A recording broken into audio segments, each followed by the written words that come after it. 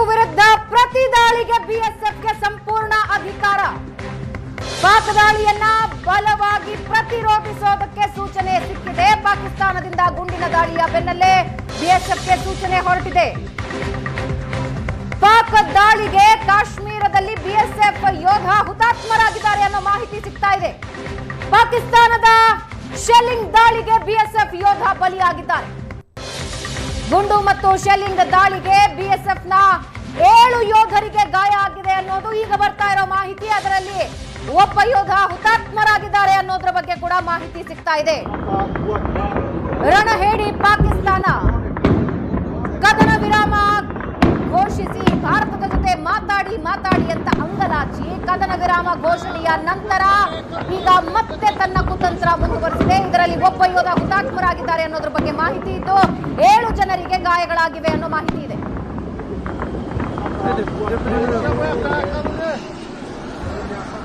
ಉಧಂಪುರ್, ಲಾಲ್ ಚೌಕ್, ಶ್ರೀನಗರ, ಕಚ್ ಸೇರಿದಂತೆ ಭಾರತ ಮತ್ತು ಪಾಕಿಸ್ತಾನದ ಗಡಿ ಭಾಗದ ರಾಜ್ಯಗಳಲ್ಲಿ ಮತ್ತೆ ದೊಡ್ಡ ಮಟ್ಟಿಗಿನ ಸದ್ದು ಕೇಳಿ ಬಂದಿದೆ. ಡ್ರೋನ್ ಅಟ್ಯಾಕ್ ಅಂತ ಹೇಳಲಾಗ್ತಾ ಇದೆ.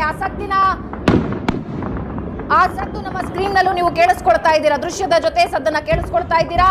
ಕದನ ವಿರಾಮದ ನಂತರ ಎಲ್ಲವೂ ಮುಗೀತು ಅಂತ ಅಂದುಕೊಳ್ಳೋವಾಗ್ಲೇ ಮತ್ತೊಂದು ಸಲ ಪಾಕಿಸ್ತಾನ ದಾಳಿಯ ಪ್ರಯತ್ನ ಪಟ್ಟಿದೆ. ಶೆಲ್ ದಾಳಿಯ ಸಂದರ್ಭದಲ್ಲಿ ಒಬ್ಬ ಯೋಧ ಹುತಾತ್ಮರಾಗಿದ್ದಾರೆ ಅನ್ನೋದು ಇಲ್ಲಿವರೆಗೆ ಬರ್ತಾ ಇರೋ ಮಾಹಿತಿ. 7 ಜನ ಯೋಧರಿಗೆ ಗಾಯಗಳಾಗಿವೆ. 4 ಭಾಗಗಳ ವಿಜುವಲ್ಸ್ ನೀವು ನೋಡ್ತಾ ಇದ್ದೀರಾ. ಉಧಂಪುರ್, ಲಾಲ್ ಚೌಕ್, ಶ್ರೀನಗರ ಮತ್ತು ಕಚ್ ಭಾಗಗಳಲ್ಲಿ ಆಕಾಶದಲ್ಲಿ ಡ್ರೋನ್ಗಳ ಹಾರಾಟ ನೀವು ನೋಡ್ತಾ ಇದ್ದೀರಾ. ಮತ್ತೊಂದು ಸಲ ಪಾಕಿಸ್ತಾನ ತನ್ನ ಬುದ್ಧಿ ತೋರಿಸಿದೆ. ಲಾಲ್ ಚೌಕ್ನ ಮುಂಭಾಗದಲ್ಲಿ ಇದ್ದ ಅಲ್ಲಿನ ನಾಗರಿಕರು ಮಾಡಿರೋ ವಿಜುವಲ್ ನೀವು ನೋಡ್ತಾ ಇದ್ದೀರಾ, ವಿಡಿಯೋ ನೀವು ನೋಡ್ತಾ ಇದ್ದೀರಾ.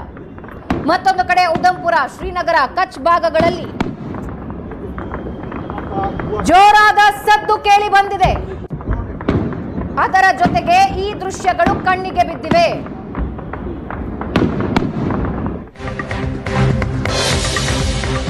ಪಾಕಿಸ್ತಾನ ಕದನ ವಿರಾಮದ ಒಪ್ಪಂದವನ್ನ ಉಲ್ಲಂಘಿಸಿದೆ. ಕದನ ವಿರಾಮದ ಉಲ್ಲಂಘನೆಗೆ ಪಾಕಿಸ್ತಾನವೇ ಕಾರಣ. ಪಾಕ್ ದಾಳಿ ಬೆನ್ನಲ್ಲೇ ಕೇಂದ್ರ ಸರ್ಕಾರದ ಮೂಲಗಳ ಮಾಹಿತಿ ಸಿಗ್ತಾ ಇದೆ.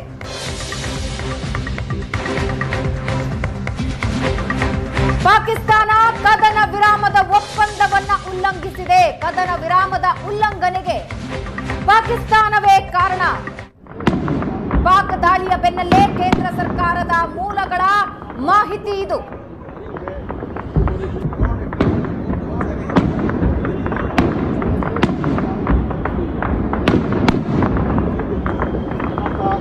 ಕದನ ವಿರಾಮ ಘೋಷಣೆಯಾಗಿ ಕೇವಲ 3 ಗಂಟೆಗಳಲ್ಲಿ ಪಾಕಿಸ್ತಾನದ ಕೃತ್ಯಕ್ಕೆ ಸಾಕ್ಷಿಗಳು ನಿಮ್ಮ ಕಣ್ಣ ಮುಂದೆ ಇದೆ. ಲಾಲ್ ಚೌಕ್ನ ಮುಂಭಾಗದಿಂದ ತೆಗೆದಿರೋ ವಿಜುವಲ್ ನೀವು ನೋಡ್ತಾ ಇದ್ದೀರಾ. ಮತ್ತೊಂದು ಕಡೆ ಶ್ರೀನಗರದ ಗುಡ್ಡಗಾಡು ಪ್ರದೇಶದಿಂದ ತೆಗೆದಿರೋ ದೃಶ್ಯ, ಉಧಂಪುರದ ದೃಶ್ಯ ನೋಡ್ತಾ ಇದ್ದೀರಾ. ಕಚ್ ಭಾಗದ ದೃಶ್ಯ ಕೂಡ ನೀವು ನೋಡ್ತಾ ಇದ್ದೀರಾ.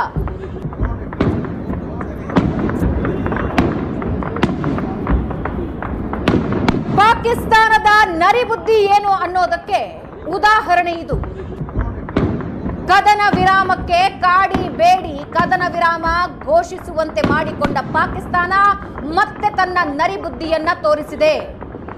ಭಾರತದ ಗಡಿಯಾದ್ಯಂತ ಮತ್ತೆ ದಾಳಿಯ ಸುದ್ದಿ ಬರ್ತಾ ಇದೆ. ಜೊತೆಗೆ ಡ್ರೋನ್ಗಳ ಅಟ್ಯಾಕ್ನ ವಿಡಿಯೋಗಳನ್ನ ನೀವು ನೋಡ್ತಾ ಇದ್ದೀರಾ. ಕೆಲವೇ ನಿಮಿಷಗಳ ಹಿಂದೆ ಅಲ್ಲಿನ ನಾಗರಿಕರು ಅವರ ಮೊಬೈಲ್ನಲ್ಲಿ ಸೆರೆ ಹಿಡಿದಿರೋ ವಿಡಿಯೋಸ್ ಇದು.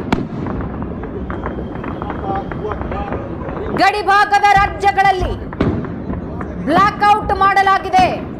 ಶ್ರೀನಗರದಲ್ಲಿ ಯಾವಾಗ ಸದ್ದು ಕೇಳಿ ಬರೋದಕ್ಕೆ ಶುರುವಾಯಿತೋ ಬ್ಲಾಕ್ಔಟ್ ಮಾಡಿದ್ದಾರೆ. ನಮ್ಮ ಪ್ರತಿನಿಧಿ ಮಂಜುನಾಥ್ ಮಾತನಾಡುವಾಗ ಲಾಲ್ ಚೌಕ್ನಲ್ಲಿ ಆಗಿರುವ ಸದ್ದು, ಅದರ ಜೊತೆಗೆ ದಾಲ್ ಲೇಕ್ನ ಬಳಿಯ ದೃಶ್ಯ ಏನು ಅನ್ನೋದನ್ನ ತೋರಿಸಿದ್ರು. ಹಿಂದೆಗಡೆ ಕಂಪ್ಲೀಟ್ ಬ್ಲಾಕ್ಔಟ್ ಆಗಿದೆ. ಬ್ಲಾಸ್ಟಿನ ಸದ್ದು ಕೇಳಿ ಬರ್ತಾ ಇದ್ದಂತೆ ಮತ್ತೆ ಸೇನೆ ಹೈ ಅಲರ್ಟ್ ಆಗಿದೆ. ಡ್ರೋನ್ ದಾಳಿಯ ಜೊತೆಗೆ ಶೆಲ್ ದಾಳಿ ಮುಂದುವರೆದಿದೆ. ಶೆಲ್ ದಾಳಿಯಲ್ಲಿ ಒಬ್ಬ ಯೋಧ ಹುತಾತ್ಮರಾಗಿದ್ದಾರೆ. 7 ಯೋಧರಿಗೆ ಗಾಯಗಳಾಗಿವೆ ಇಲ್ಲಿವರೆಗೆ ಬಂದಿರೋ ಮಾಹಿತಿ ಪ್ರಕಾರ. ಸಂಜೆ 5:45 ಸುಮಾರಿಗೆ ಡೊನಾಲ್ಡ್ ಟ್ರಂಪ್ ಒಂದು ಟ್ವೀಟ್ ಮಾಡ್ತಾರೆ ಎಕ್ಸ್ ಖಾತೆಯಲ್ಲಿ.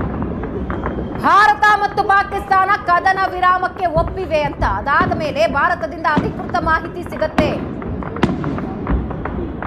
ಪಾಕಿಸ್ತಾನ ಕದನ ವಿರಾಮಕ್ಕಾಗಿ ವಿನಂತಿಸಿದೆ, ಹಾಗಾಗಿ ಕದನ ವಿರಾಮಕ್ಕೆ ನಾವು ಒಪ್ಪಿದ್ದೇವೆ. ಆದರೆ ಯಾವುದೇ ದಾಳಿಯನ್ನ, ಪ್ರಚೋದನೆ, ಯುದ್ಧಕ್ಕೆ ಆಹ್ವಾನ ಅಂತ ನಾವು ಖಂಡಿತವಾಗಿಯೂ ಅಂದುಕೊಳ್ತೀವಿ ಅಂತ ಬೆಳಗ್ಗೆಯೇ ಭಾರತ ಸರ್ಕಾರ ಪಾಕಿಸ್ತಾನಕ್ಕೆ ಒಂದು ಖಡಕ್ ಎಚ್ಚರಿಕೆಯನ್ನ ಕೊಟ್ಟಿತ್ತು. ಕದನ ವಿರಾಮ ಆರಂಭ ಆಗಿ 3 ಗಂಟೆಯ ಒಳಗೆ ಪಾಕಿಸ್ತಾನ ತನ್ನ ಬುದ್ಧಿ ಮುಂದುವರೆಸಿದೆ.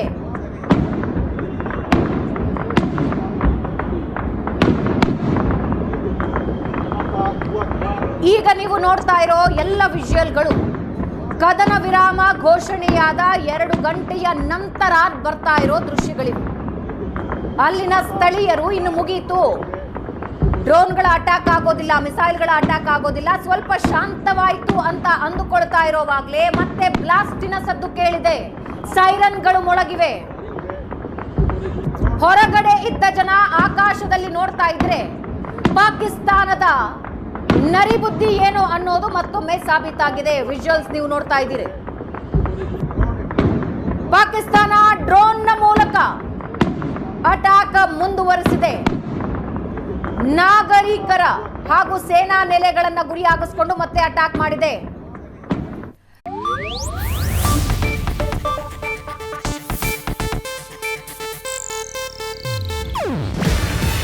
ಇದು ಏಷ್ಯಾನೆಟ್ ನ್ಯೂಸ್ ನೆಟ್ವರ್ಕ್ ಪ್ರಸ್ತುತಿ.